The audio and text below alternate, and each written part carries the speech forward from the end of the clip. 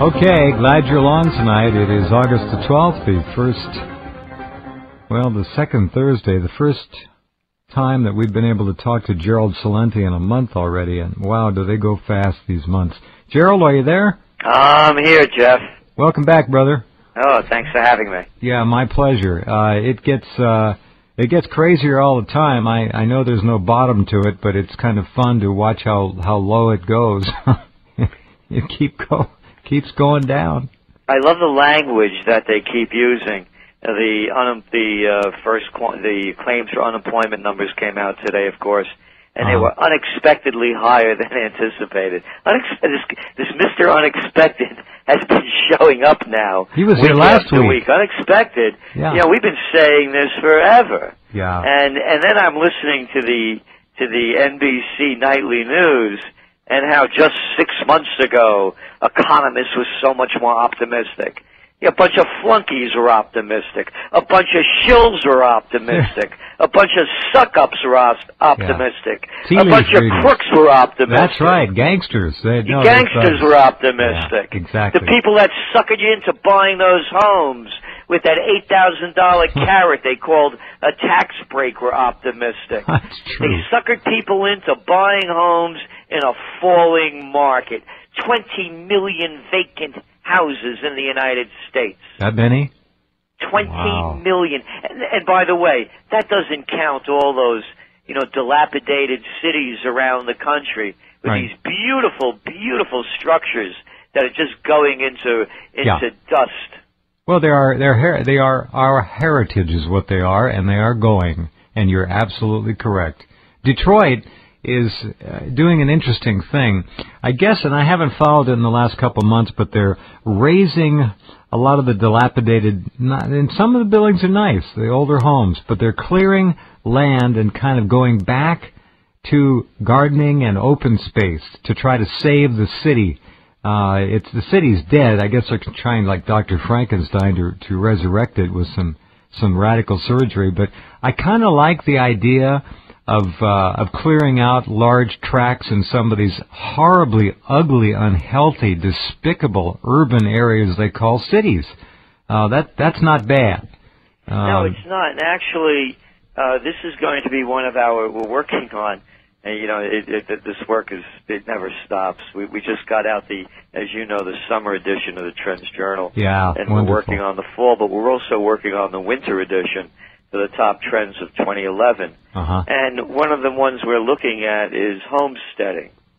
And the concept being, we have all these beautiful old cities in this country, these great old cities with these beautiful buildings, not the kind of crap they build now, not Donald Trump junk like they put up now, but real buildings with real plaster and not Chinese drywall that, makes you sick and you lose your house and you lose your money on. And what we're saying is that this is a time for rejuvenation of America.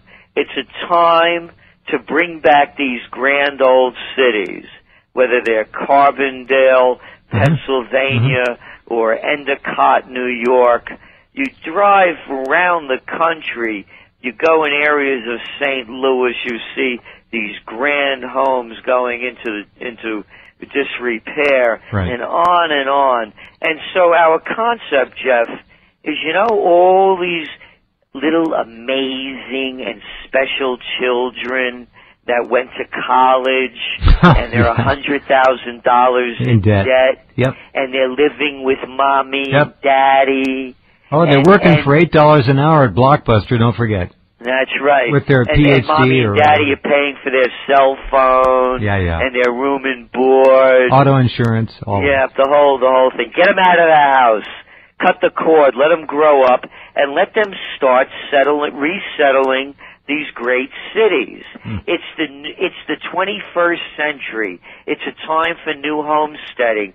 They could get one of these houses for what they buy a used car for. That's true. And now with the technological age, plus the whole movement toward local, and as you were pointing out, the urban gardening going on, I'm going to make this really clear. Anybody that eats corporate food, goes to the chain stores to dine or to fill themselves up with, and they get sick, they deserve what they get. Poison in, poison out, and I don't want to hear from any paid-off doctor from the chemical industry or pharmaceutical industry saying there's no proof between eating poison and getting sick. I'm not a kid. So they could tell that to somebody that they pay off, like a politician. But you're not going to tell me. Matter of fact, I don't know if you know this, Jeff. The first book I ever worked on was Natural Healing back in 1986. And I also have an honorary doctorate degree from National University of Health Sciences. Wonderful. So I know this. I know what's going on. Yeah, I do know that about you. You do know what's going on. And you mentioned they go to the chain stores to buy their dietary regimen, but the root word of diet is die, and it's right there. And just to tag that, to back up a little bit, when you see the Donald Trumps and the others, all these pseudo disgusting people, they are horrible people. They're the last laugh, folks, and many of you listening know where I'm going with this, is that they're living in deadly toxic mansions. That's right. Filled with poisons. That's right. They don't have a damn clue about it, and they're in there breathing death. And they think they're I gotta watch my language. They just think that they're sitting on top of the heap, and they are living in toxic homes. Yeah. I want to pick up on sitting on top of the heap. I was on Judge Napolitano's show, Freedom Watch, on this past week, a couple of days ago. And after the show, I wanted to take it easy a little bit, so I went to one of my favorite watering holes. Good. And I'm sitting there and having a martini, and I'm overhearing a conversation. And this person is writing a book. Doing a documentary. Another one, okay. And I'm listening to this conversation, and it's about Reagan, the Reagan administration. And she's talking, and I overhear her talking about interviewing Ed Meese. Remember Ed Meese? Oh God, yes. How would you describe Ed Meese? A 300-pound mouse without a tail. And what would you say sleazy about mouse. His consideration toward other people? A sleazy mouse. Oh, give me a break. The man is representative of many things that neither you nor I nor you folks listening hold to be precious. Arrogant. Would you call that one of his traits? He's a pig. A pig. Well, now Mr. Meese is an old man, and I'm listening to this woman about how difficult it is having the interview with him because he's so old and frail. Poor woman. And I'm thinking to myself, all these tough guys, they're big mouths. And now, time starts catching up with them. It does. And they're not so tough anymore, are they? No. I have in my life, everybody, I don't believe in organized religion the way it's become disorganized. I was raised a Catholic, and I believe wholeheartedly in the teachings of Christ. I have nothing to do with the way it's been bastardized over the years. I also went to Catholic school, and I was beat up viciously by Sister Marie Rosaire.